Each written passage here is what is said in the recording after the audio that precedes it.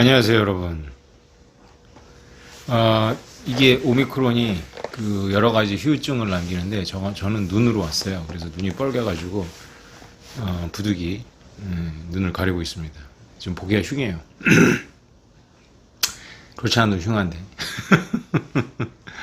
네, 이해해 주시기 바랍니다. 네, 여러분들이 저를 만나고 싶은 이유는 다른 게 있겠습니까? 물리면 존버하게 되죠. 그죠? 존버하면 찾게 되고, 찾으면 지혜 족보를 만나게 되고요. 지혜 족보를 만나면 공부하게 되고, 공부하면 깨닫게 되고, 깨달으면 그 아름다움에 반하게 되고, 저 말고 비트코인요. 네. 반하면 기대하게 되고, 기대하면 또 물리게 되고, 물리면 또 강제 존버하게 되고, 이게 무한순환입니다. 네. 때로는 이런 생각도 들죠. 내가 지금 속고 있는 건가? 이런 생각도 들죠. 근데 여러분 속고 있는 건 아니니까요. 그건 괜찮아요. 그거는 제가 2015, 16년도에 진짜 스스로에게 여러 번 물어보고 제가 믿는 이 절대자에게도 여러 번 물어봤어요. 내가 미친 건가요? 이렇게. 네. 답은 아니라고 나왔어요. 그러니까 뭐 그건 믿으셔도 돼요. 제가 미친 건 아니고요. 진짜 비트코인은 여러분들이 깨달을수록 우리가 걸작 그림을 볼 때 그 아주 뛰어난 문학 작품을 볼 때 그 감동 같은 그런 감동을 주지요. 그 감동에 오염되신 분들이 제가 보기에는 제 구독자들 중에 10분의 1, 대략 한 5천 분 정도가 열심히 그 조회수를 기록해주고 있는 것 같아요. 네, 감사합니다. 비트코인을 깨닫게 되면 비단 비트코인만 보이는 게 아니죠. 비트코인을 깨닫게 되면 역사가 보이고 세계가 보이고 지금의 시대가 보입니다. 네, 그것은 뭐 필연입니다. 필연. 그래서 우리는 블록체인이나 알트로 쉽게 안 가는 거죠. 왜냐하면 블록체인하고 알트 진영에서는 역사나 시대에 대해서 별 얘기 없죠. 그죠? 매 속도, 기술, 누가 뭐 했다라더라, 뭐 이런 이야기 하는데, 그것도 뭐 나쁜 건 아니지만, 네. 브릿지 얘기하고 뭐 이러죠. 그게 왜 필요한 건지는 중요하잖아. 하여튼 중요하대, 브릿지가. 네. 어떤 분이 이제 카드뉴스에 비트코인은 치의 법권적인 화폐다 이렇게 말씀을 하셔가지고 논쟁을 막 하는 걸 제가 봤습니다. 저는 그분을 욕하고 싶은 마음은 전혀 없고요. 그런 분들이 좀 많아서 논쟁이 많이 됐으면 좋겠고, 또 비트코이너들께서 훌륭하게 답변도 다시고. 근데 이제 아무래도 이제 우리가 논쟁하다 보면 감정적으로 가죠. 네. 뭐 그런 부분만 없다면 좋을 것 같은데, 치해복권적이라는 말이 무엇인지 좀 묻고 싶었어요. 저는 제가 뭐 기운이 없어가지고 댓글을 달지 못했지만. 무슨 의미에서 치외법권적이라고 말씀을 하시는 건지 잘 모르겠어요. 치외법권이라는 단어가 그때 쓴 적절한 단어인지, 이분이 뭐 그게 틀린고 적절하고는 중요한 게 아니라 이제 도대체 의도가 무엇인지가 궁금했습니다. 뭐 한계가 있다는 이야기를 그냥 본인의 언어로 이렇게 한 것 같은데, 완벽한 건 없죠. 비트코인도 한계가 있습니다. 그런 의미라면 뭐 저도 동의하는데요.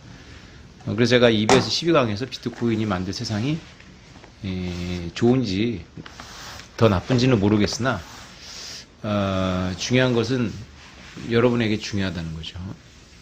그리고 이런 것도 있는 것 같아요. 비트코이너들이 막 지정학적 위기를 기대하고 막 망하고 막 전쟁이 일어나고 이런 걸 기대하는 것 같은 그런 그 원인과 결과를 좀 잘못 생각하시는 거죠. 네. 메시지가 아니라 메신저를 비난하는 조금 원초적인 그런 아이디어 같아요. 제가 보기에 그런 반응은. 만에 하나라도 저 같은 비트코이너들이 생각하는 그런 비관적인 그런 그런 예측이 맞다면 그 누군가 준비해야 될 거 아닙니까? 그죠? 누군가는 그거를 얘기해야 되지 않겠습니까? 그걸 지금 비트코이너들이 하고 있는 거죠. 먼저 하나 정정하겠습니다. 제가 지난 영상에서 LA에 계신 교포 이야기를 드렸더니 그분께서 메일을 주셨어요. 그래서 오늘 영상에서 제 이야기가 정확히는 파일코닝 마이닝 회사에서 하는 블록체인 아카데미에서 지혜족보 이야기를 해주신 거고요. 파일코인 세미나는 정기적으로 하지만 가본 적은 없어요. 이렇게 메일 주셨습니다. 감사합니다.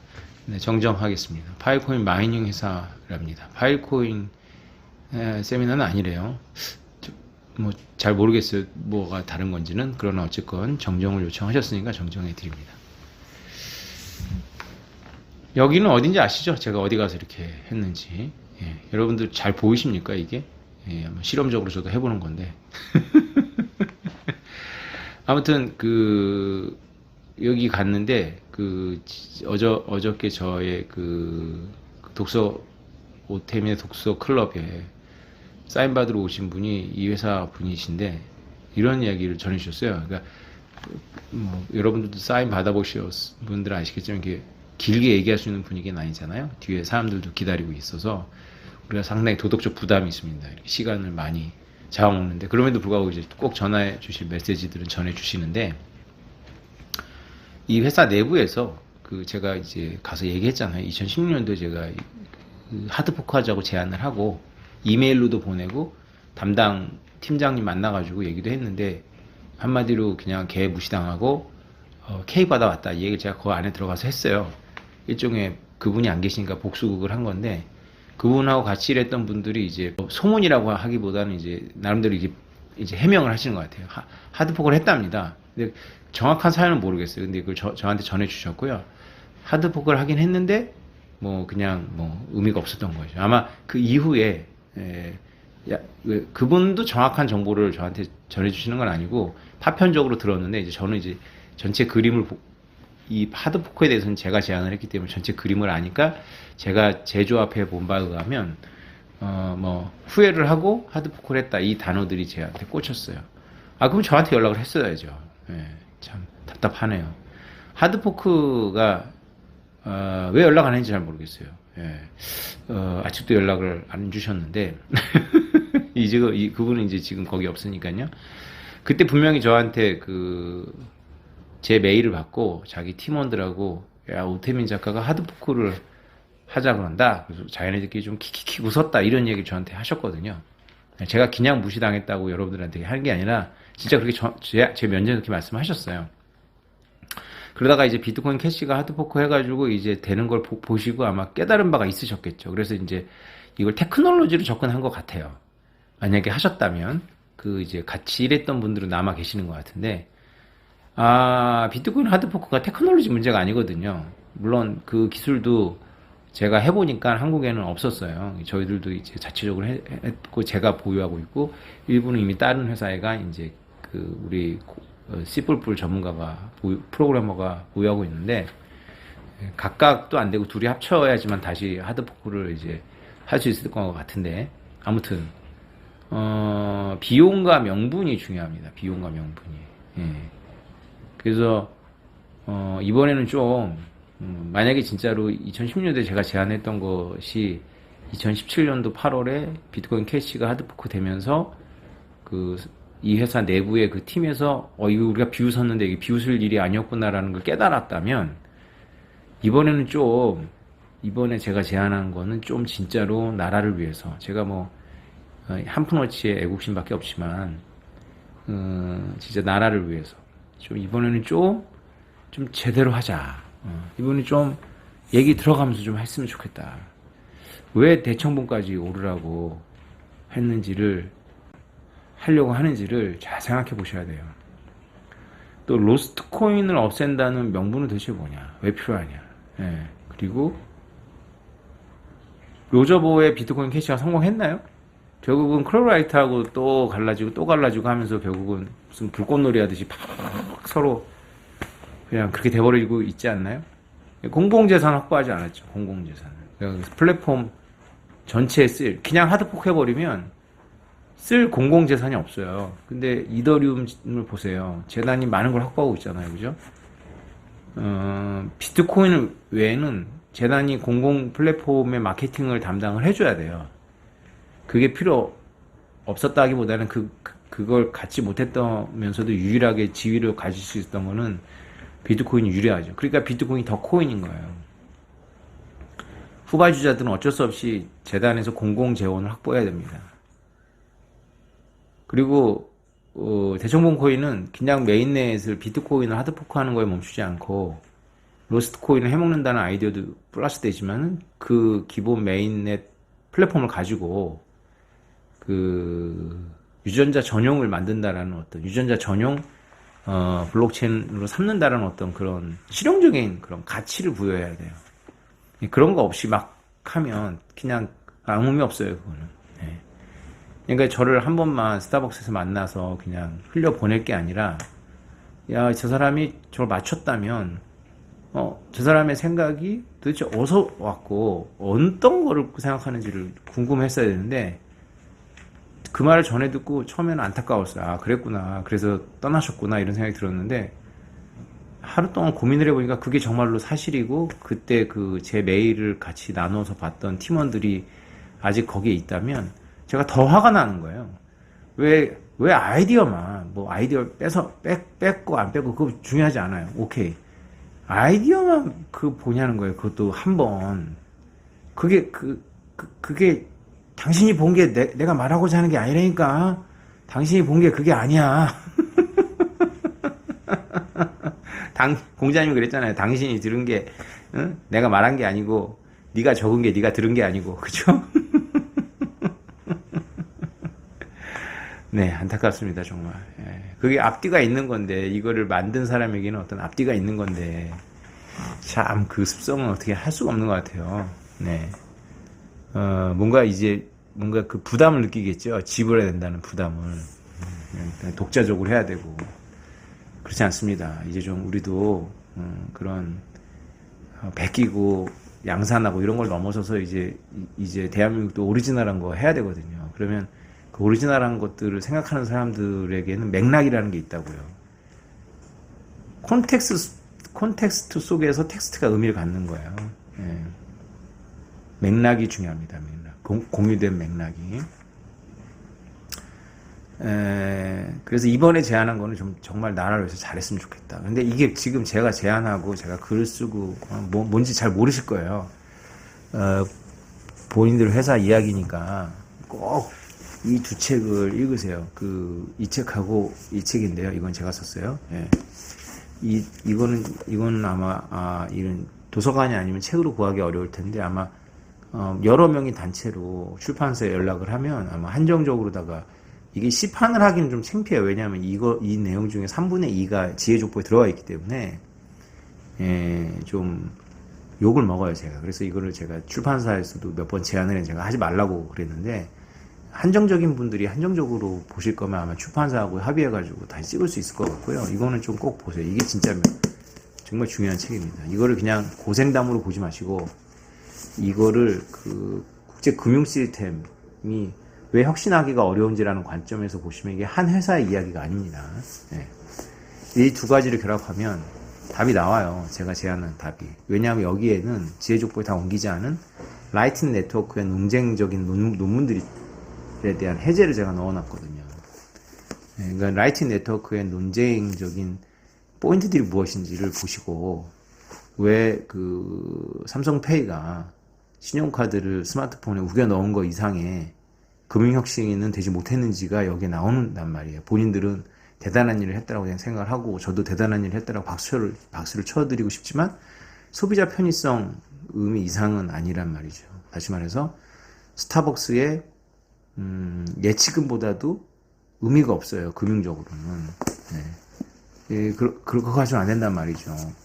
선점하고 있는 컴퓨터잖아요. 스마트폰이라는 단말기 이렇게 많이 뿌려놓고 한마디로 말해서 인공위성을 뿌려놓는 상태랑 똑같단 말이죠. 어떤 의미에서는 인공위성을 이렇게 많이 뿌려놓고 방송용으로만 지금 쓰고 있는 거랑 똑같다는 말이에요. 제 얘기는.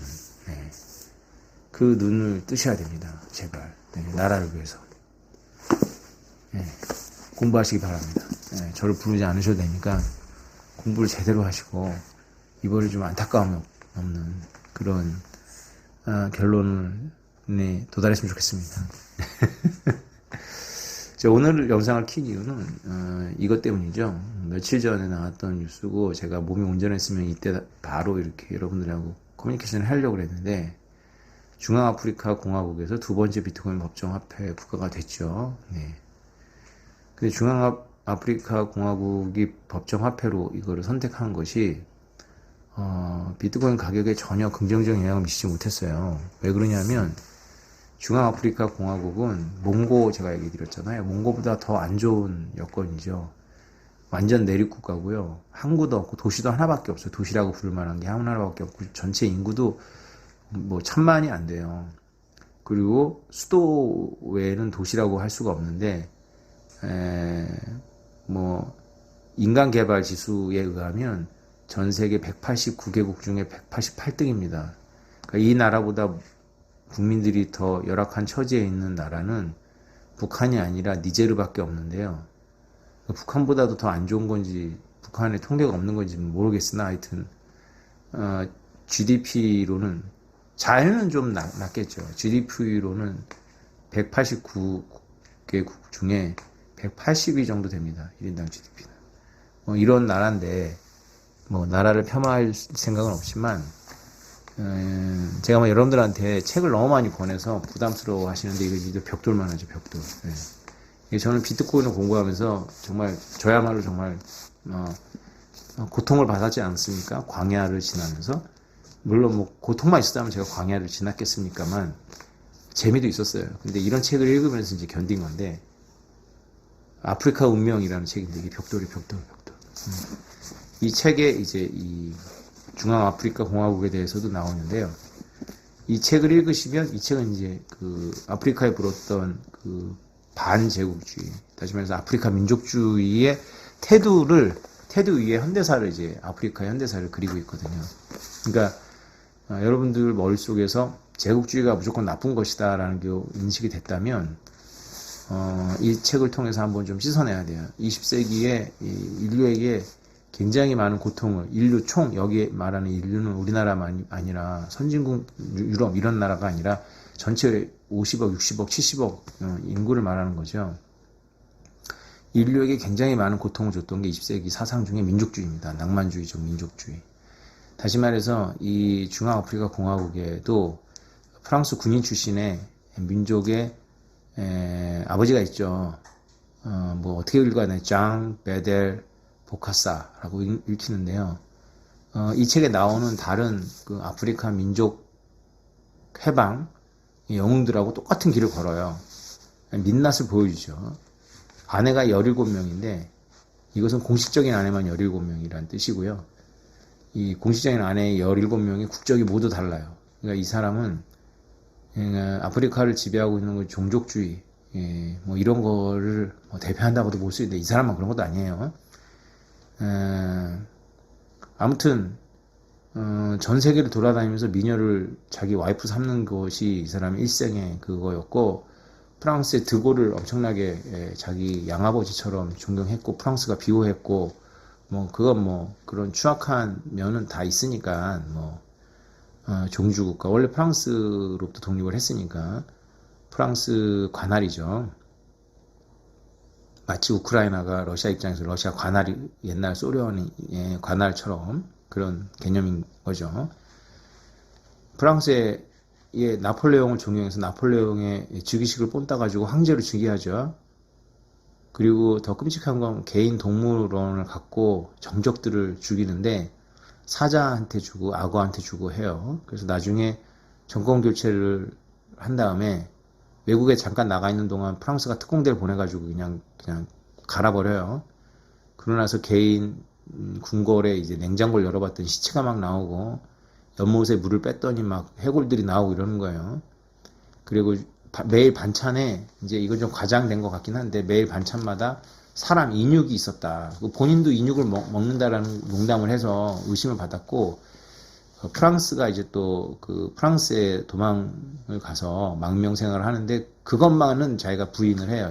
여러 뭐 정적들 살해하고 뭐 횡령, 뇌물 뭐 이런 거야 뭐 다 뭐 그건 다 뭐 그건 부인 안 하는데 시기만큼은 난 안 했다.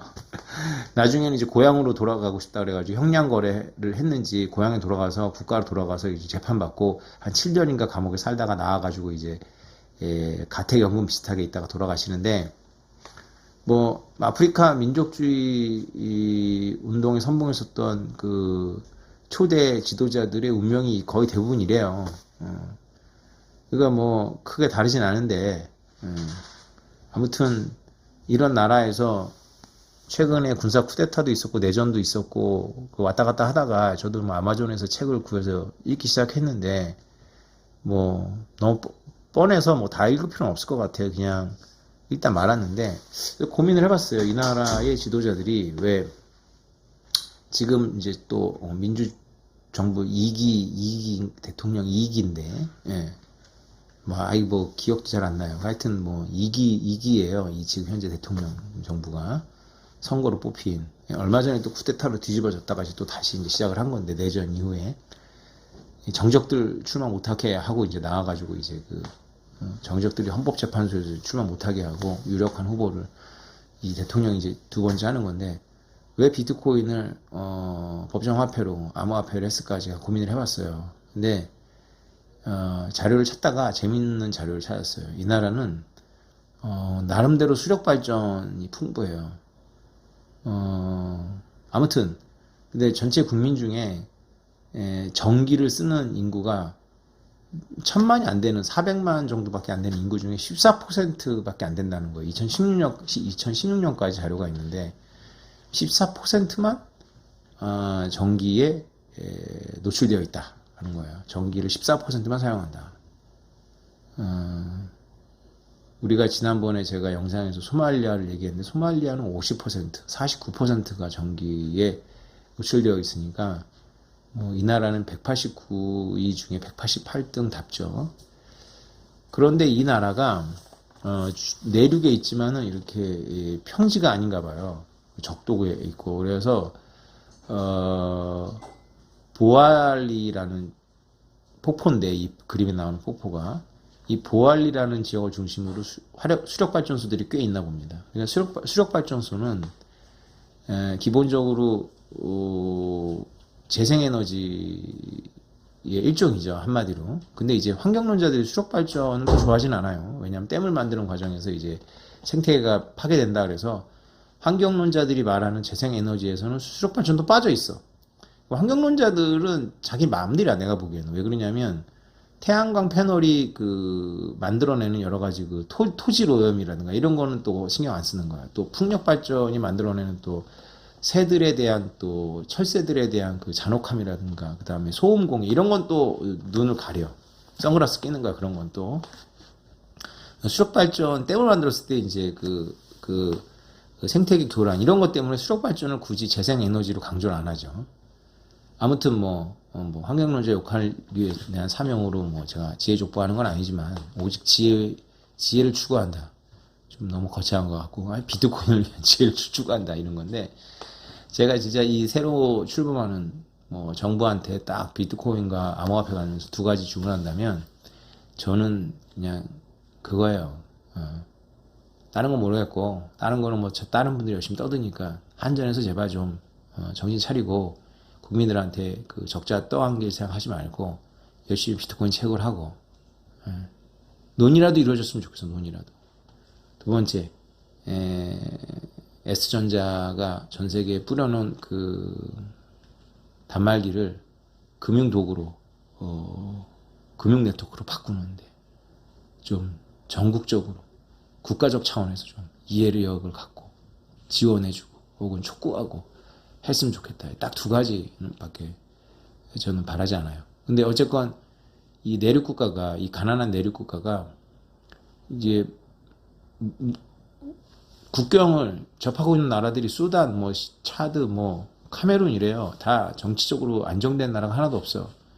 그러니까 퍽하면 국경 봉쇄되는 거니까 제가 먹고 살 수 없죠.